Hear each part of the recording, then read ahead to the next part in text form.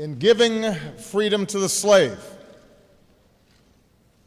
we assure freedom to the free. That's what President Lincoln once wrote. Honorable alike in what we give and what we preserve. We shall nobly save or meanly lose the last best hope of earth. Mr. Speaker, leaders and members of both parties, distinguished guests, we gather here to commemorate a century and a half of freedom, not simply for former slaves, but for all of us. Today, the issue of chattel slavery seems so simple, so obvious. It is wrong in every sense. Stealing men, women, and children from their homelands, tearing husbands from wife, parent from child, stripped and sold to the highest bidder, shackled in chains and bloodied with the whip. It's antithetical not only to our conception of human rights and dignity, but to our conception of ourselves. A people founded on the premise that all are created equal. And to many at the time, that judgment was clear as well. Preachers, black and white, railed against this moral outrage from the pulpit. Former slaves rattled the conscience of Americans in books and pamphlets and speeches. Men and women organized anti-slavery conventions and fundraising drives. Farmers and shopkeepers opened their barns, their homes, their cellars as way stations on an underground railroad, where African Americans often risked their own freedom to ensure the freedom of others. And enslaved Americans with no rights of their own, they ran north and kept the flame of freedom burning, passing it from one generation to the next with their faith and their dignity and their song. The reformers' passion only drove the protectors of the status quo to dig in harder. And for decades, America wrestled with the issue of slavery in a way that we have with no other, before or since. It shaped our politics, and it nearly tore us asunder. Tensions ran so high, so personal, that at one point a lawmaker was beaten unconscious on the Senate floor. Eventually, war broke out. Brother against brother, North against South.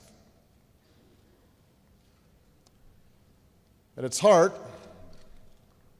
the question of slavery was never simply about civil rights. It was about the meaning of America, the kind of country we wanted to be. Whether this nation might fulfill the call of its birth. We hold these truths to be self-evident, that all men are created equal, that they are endowed by their Creator with certain inalienable rights, that among those are life and liberty and the pursuit of happiness. President Lincoln understood that if we were ever to fully realize that founding promise, it meant not just signing an Emancipation Proclamation, not just winning a war. It meant making the most powerful collective statement we can in our democracy, etching our values into our Constitution. He called it a king's cure for all the evils. 150 years proved the cure to be necessary but not sufficient. Progress proved halting, too often deferred. Newly freed slaves may have been liberated by the letter of the law, but their daily lives told another tale. They couldn't vote. They couldn't fill most occupations. They couldn't protect themselves or their families from indignity or from violence. And so abolitionists and freedmen and women and radical Republicans kept cajoling and kept rabble-rousing, and within a few years of the war's end at Appomattox, we passed 2 more amendments guaranteeing voting rights, birthright citizenship, equal protection under the law, and still it wasn't enough. For another century, we saw segregation and Jim Crow make a mockery of these amendments, and we saw justice turn a blind eye to mobs with nooses slung over trees. We saw bullets and bombs terrorize generations. And yet, through all this, the call to freedom survived. We hold these truths to be self-evident. And eventually a new generation rose up to march and to organize and to stand up and to sit in with the moral force of nonviolence and the sweet sound of those same freedom songs that slaves had sung so long ago, crying out not for special treatment but for equal rights, calling out for basic justice promised to them almost a century before. Like their abolitionist predecessors, they were plain, humble, ordinary people, armed with little but faith. Faith in the Almighty, faith in each other, and faith in America. Hope in the face so often of all evidence to the contrary that something better lay around the bend. Because of them, maids and porters and students and farmers and priests and housewives, because of them, a civil rights law was passed and a voting rights law was signed, and doors of opportunity swung open, not just for the black porter, but also for the white chambermaid and the immigrant dishwasher, so that their daughters and their sons might finally imagine a life for themselves beyond washing somebody else's laundry or shining somebody else's shoes. Freedom for you and for me. Freedom for all of us. And that's what we celebrate today. The long arc of progress. Progress that is never assured, never guaranteed, but always possible. Always there to be earned. No matter how stuck we might seem sometimes, no matter how divided or despairing we may appear, no matter what ugliness may bubble up, progress, so long as we're willing to push for it, so long as we're willing to reach for each other. We would do a disservice to those warriors of justice, Tubman and Douglas and Lincoln and King, were we to deny that the scars of our nation's original sin are still with us today.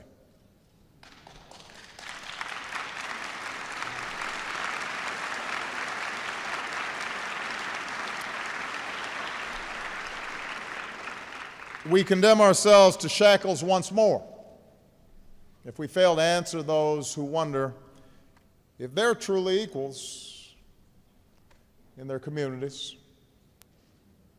or in their justice systems, or in a job interview,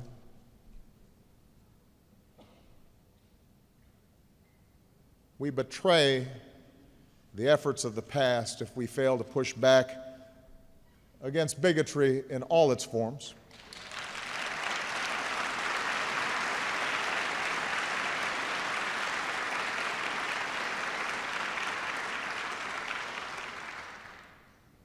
But we betray our most noble past as well if we were to deny the possibility of movement, the possibility of progress. If we were to let cynicism consume us and fear overwhelm us, if we lost hope. For however slow, however incomplete, however harshly, loudly, rudely challenged at each point along our journey, in America, we can create the change that we seek.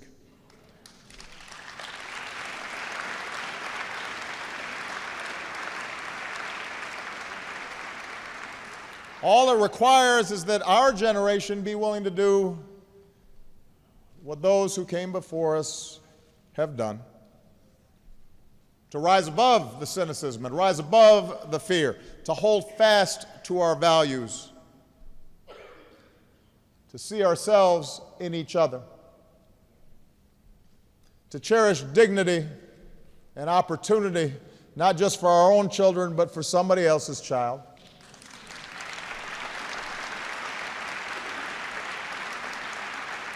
To remember that our freedom is bound up with the freedom of others, regardless of what they look like or where they come from or what their last name is or what faith they practice.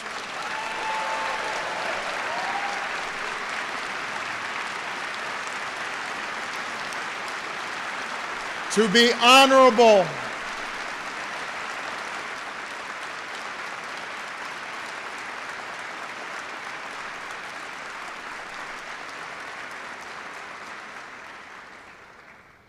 to be honorable alike in what we give and what we preserve, to nobly save or meanly lose the last best hope of earth. To nobly save or meanly lose the last best hope of earth. That is our choice. Today, we affirm hope. Thank you. God bless you. May God bless the United States of America.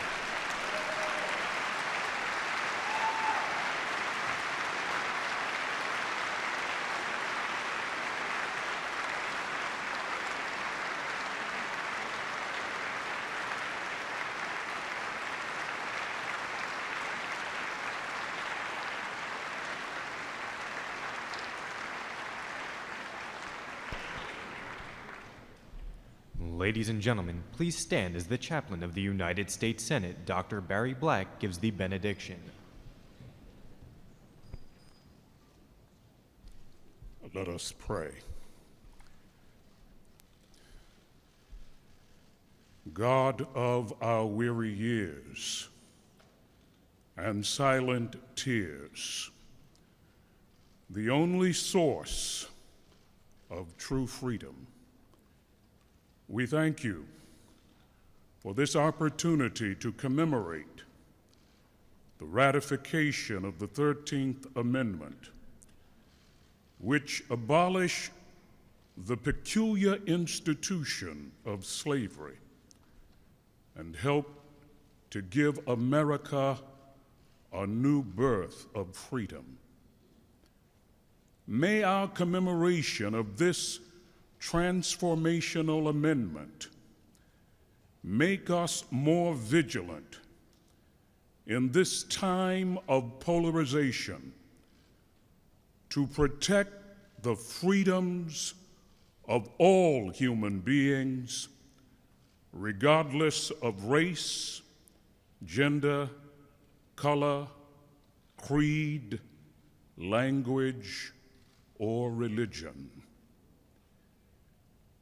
May commemorating this constitutional achievement reaffirm that every human being is an heir to a legacy of dignity and freedom. Lord, in this generation, keep our feet on the right path as you use us to ensure that justice will roll down like waters and righteousness like a mighty stream. We pray this prayer in the name of Him who came to set us free. Amen.